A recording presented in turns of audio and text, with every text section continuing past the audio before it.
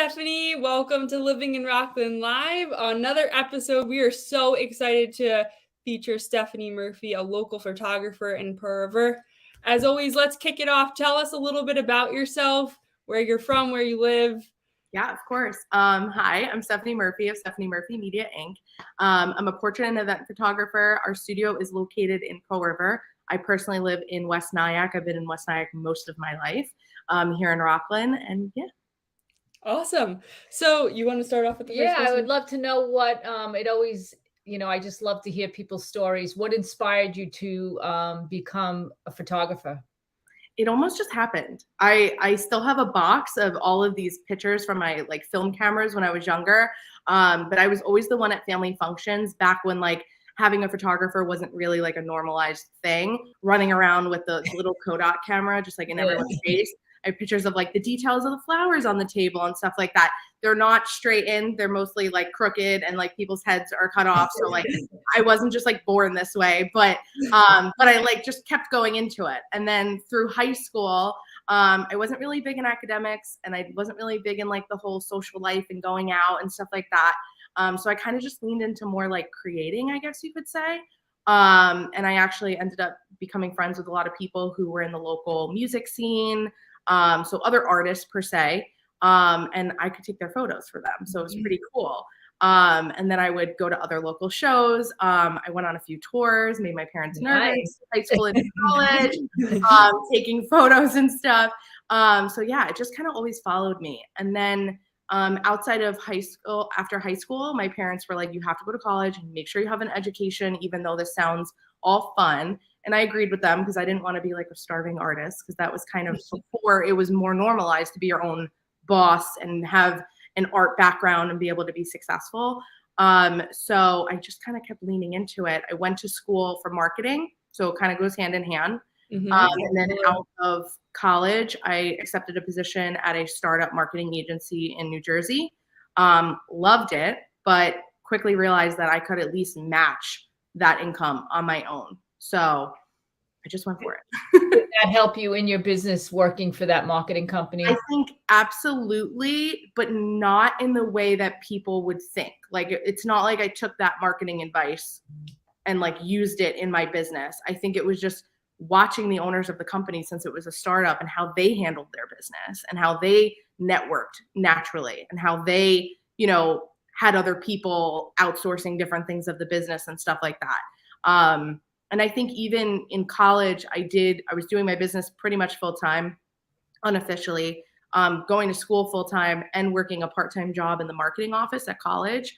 My boss actually from there might be watching right now because she responded to the DM, but or the story post of the link. But I think that experience was even better for me than working that first real job, because I got to see how they worked it out of college. That's a huge corporation that even I decided that I wanted to go to. So it was fun seeing the background of how they work their social media and marketing campaigns. Yeah, and I mean, you slay it on social media. That's how I found you, through Instagram. I try. It's a full-time job, right? Yeah. It really is. And if you follow me, you'll see I go in waves. When I'm super, super busy, I just can't. I don't have it in me to be more active on there. But I do love it. Social media has always been the first thing I think I was really interested in high school. And I love that I can still incorporate it on my business without fully letting go of it. And I think sometimes taking a break from it is good, a couple of weeks. Absolutely. If you're really busy, and then you get back into it, and people are always going to know who you are. And like Kelly said, that's where we found you. So it's good to regroup sometimes. And I love it because I've had clients that have been with me for 8 to 10 years now, and I get to watch their stories and what they're doing on social media as well. And it's a good way to stay connected, because some of them I only see once a year for holiday photos or birthday, whatever their yearly thing is that they do. So it's nice to keep in touch with everybody, because those truly are the community that I've made, for myself. Absolutely. So what was the turning point or the decision or to make you go full time? Because I know you mentioned you started at marketing, and how did you gain the courage to say, all right, I'm going to do this? Yeah. So while I was working at that marketing agency, my boss was obviously aware of my business, and we would check in when we had our check-ins about it. And at one point I did call a meeting with him, and I was like, I can't do this full time and do my business full time. You know, it wasn't fair to him and it wasn't fair to me either. And he had actually turned around and been like, I was planning on calling this meeting soon too, because I feel like I'm holding you back, because he was watching me on social media. So we had made an agreement to go part-time there for a little bit, which kind of helped me not take the jump so scary in a way. And at that time, my relationship with my now husband was getting pretty serious, and we had decided we would probably be moving in together in the future. We did that for about 6 months. I did the part-time, and then it was just clear that it wasn't going to work out. I was exhausted going into that job because I was shooting all weekend, and then I was editing. I was up till 2, 3, 4 in the morning editing and then going to work. So he was, as much as he wanted me there, he also agreed that it wasn't working out. So that's when my husband was like, my now husband was like, just do it full time. Like, the numbers make sense. At least you can cover your salary. Like, what do you have to lose? So I did. And then I don't even remember the last 6 years. It's all a blur with COVID. Yeah, exactly. Is your husband a photographer too, or he's just like the handyman? He is not a photographer. He loves helping me. I feel like with any small business that's starting out, there's always a friend and family type network that's behind them, that's not on the payroll and like doesn't have any interest in it, but is just helping out. Over the last few years, I've been able to have him help me less and have actual assistants and actual associates, like a network of them that I reach out to on certain dates to see who's available. But from time to time, he still comes to sessions. Like I said before, like I have a lot of clients that have been with me for 8 to 10 years. So their kids want to see him. They don't want to see another assistant. So sometimes he's requested and he comes, or if it's like a last minute thing, he'll come and he does enjoy it. But we even had to get him a sweatshirt when I made our last merch over the summer. And on the back, it says, I'm just here to hold the equipment. Because every once in a while he would come and people would assume we were a husband and wife team, which you don't want him taking your pictures. He doesn't even want to know how to do it. But he's gotten good. He's usually taking a lot of my behind the scenes videos, though. I'll give him credit for that. So he's the one that's helping you make the reels and stuff. Yeah, a little bit. So is a lot of your photography self-taught, or did you have to like go to classes for it? Or I'm gonna say it's like 100% self-taught. I did take one class in college, but by the time I took that class, I was already working with clients. I was charging a very little session fee, but I was working with strangers per se. Right. And I feel like, at least from my experience, again, I was more in marketing, but I had to take like an elective, I think that's the term, class. And I wasn't really interested in anything that was available that semester, but there was a photography class, and it was like photography, like the third like level. And you had to do 1 and 2 to get to the third level. And normally I wouldn't be this confident in myself, but I actually emailed the professor and I was like, what is actually being covered in this class? Because here's my website, here's my portfolio, like here's how long I've been doing this. Like, I don't need to learn how to turn the camera on. Like, and I don't want to have to sit through that, you know, like, is there any way that you would maybe recommend like a higher level class to me? And he wrote me into that class. So I did take it, but I think it really wasn't, you know, part of my education. It was more like creative projects and getting to work with other people. So I'm sure part of my growth. But aside from that, I've never taken a workshop with anyone. I've made my own rules this whole time, basically. And it wasn't until the last few years that I've had associates where, of course, we'll kind of collaborate and lean into each other a little bit. But I try to stay in my own lane. I feel like with business owners in general, but mostly creative, it's really like a big thing for people to watch what other people are doing. And I try not to. I don't follow many photographers on social media. The few that I'm following are close friends of mine, and they're not really local here, because I just want to do my own thing. I don't want to be influenced by what other people are doing. And I absolutely love that message that you're sending, because I feel like so much, and you know, I figure we're around the same age, like so many people nowadays are trapped in the social media of the comparison, right? And like comparison is just straight evil.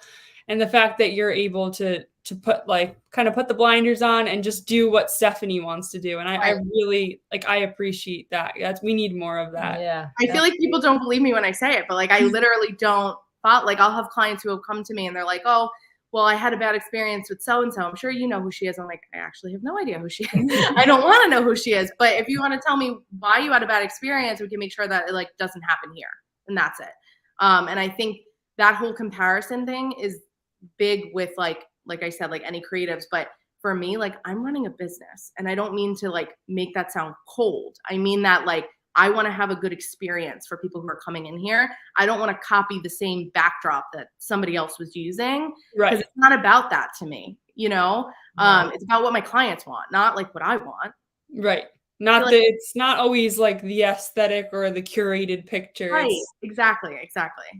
and that's why we love bringing on local people, Yeah. right? Because we get to hear you so often you miss that. The authenticity of it is just amazing, because we have the same thing. Like Kelly said, in real estate, you look at other people, what they're doing. You know, you should just, the message that you just said just hit so hard for me is just like, it's not about me, it's about my clients. And I think people seem to forget that. And that really is what it's all about. It's really not about us.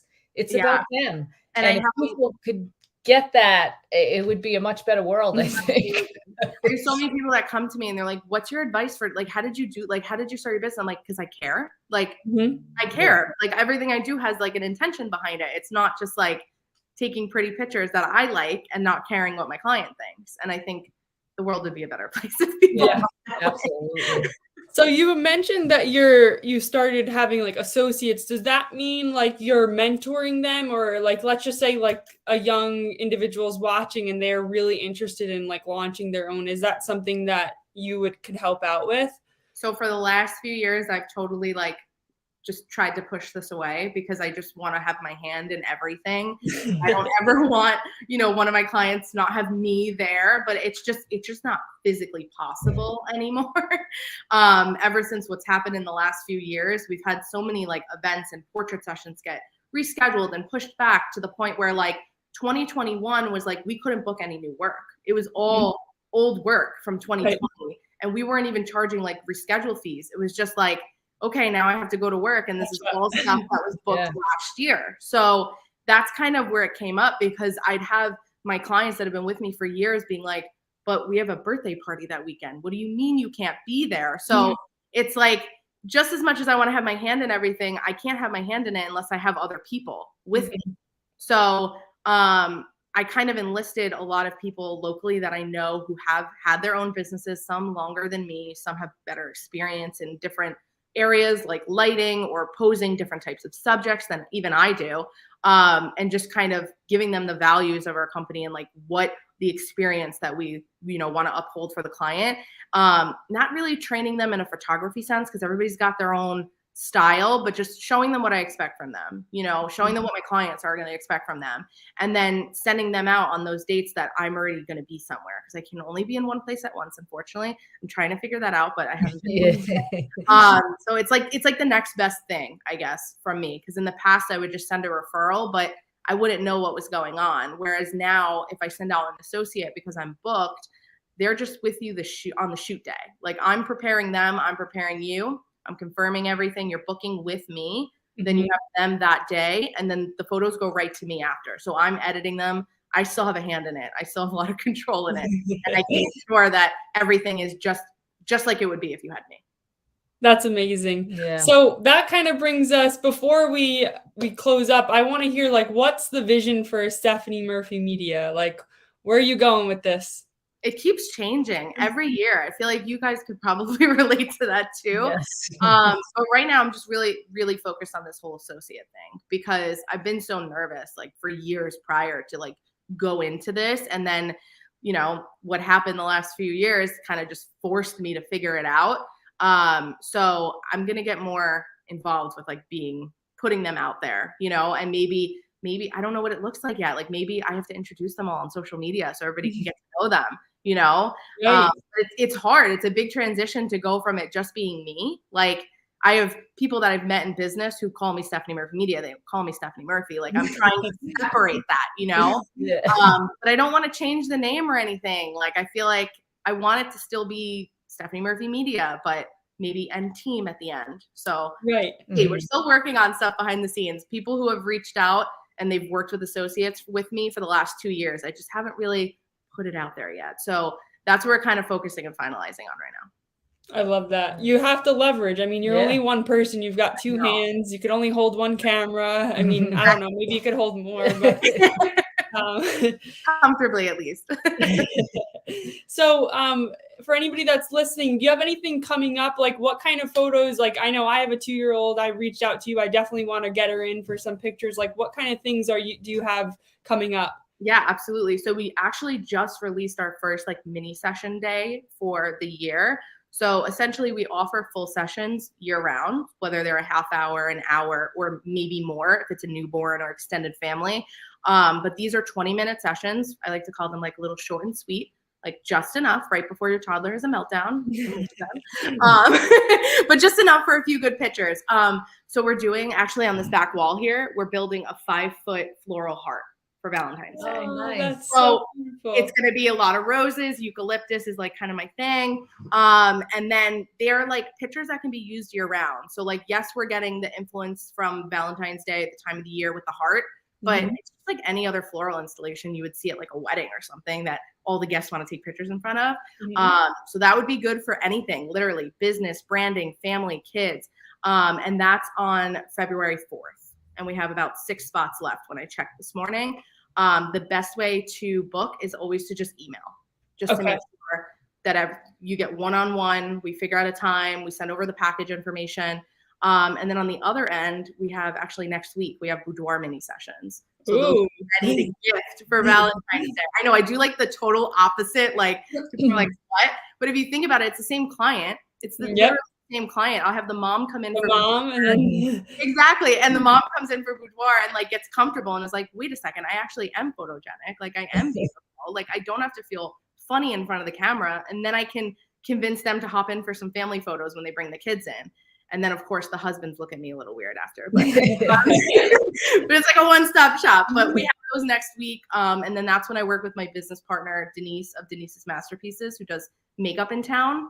So she comes in for that and does makeup for all the ladies too. Oh, So wow. That's nice. We'll have to get her on here. yeah, we have 1 spot for next week if anybody wants to snag it. But All right. yeah, that's kind of what we have coming up.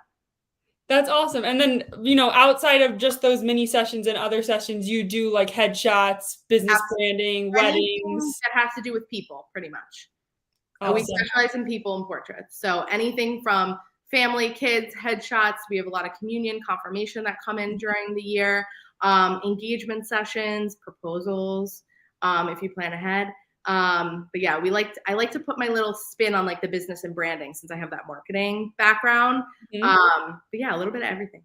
Yeah, well, we need some more updated pictures. This one keeps losing weight, so. Well, we really want to thank you from the bottom of our hearts today for your time, and it was so lovely talking to you. And we'll definitely drop your email on our Facebook and YouTube. This way, if people want to reach out, they can. Great, thank you so much. Thanks so much, Stefanie. Thanks. Bye. Bye.